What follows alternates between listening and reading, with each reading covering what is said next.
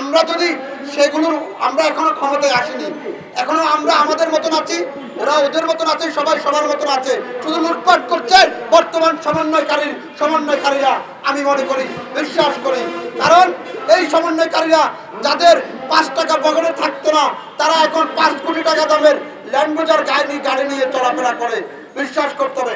তবে একটি জিনিস পরিষ্কার, এই বই মেলার কথা এই কারণেই বলছি, প্রধানমন্ত্রীর ছবি দিয়ে শফিক সাহেব যে ডাস্টবিন বানিয়েছেন, এটি জাতিকে বিভ্রান্ত করার জন্য এবং জাতির রাজনীতিকে, ভবিষ্যৎ রাজনীতিকে হুমকির মুখে ঠেলে দিচ্ছেন। আমি শফিক সাহেবকে অনতিবিলম্বে পদত্যাগ এবং দ্রুত নির্বাচনের দাবি করছি, কারণ এই শফিক সাহেব বাংলাদেশের রাজনীতিটাকে ভিন্ন দিকে ডাইভার্ট করার যে পরিকল্পনা নিচ্ছে, এটাতে করে আমি বিশ্বাস করি বাংলাদেশের রাজনীতি হুমকির মুখে যাবে। আপনারা এই শফিক সাহেবের বিরুদ্ধে দাঁড়াতে হবে। বিভিন্ন ধরনের বিভিন্ন কথা করে আমাদের মন জয় করার চেষ্টা করছে। উনি হচ্ছে original fascist, original Awami League, original fascist.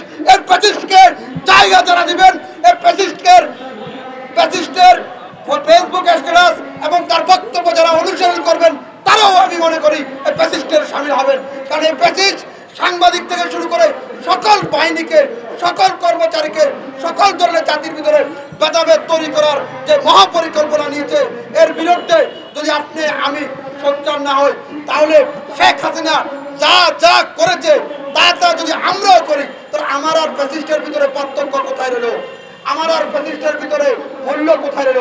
আসুন আমরা সকল রাজনৈতিক বিরোধী রাজনৈতিক ঐক্যের ভিত্তিতে আমরা ভেদাভেদ ভুলে গিয়ে আমরা আবারও ঐক্য হয়ে এই ফ্যাসিস্ট গেছে আর এক ফ্যাসিস্ট জন্মগ্রহণ করার চিন্তা করতেছে।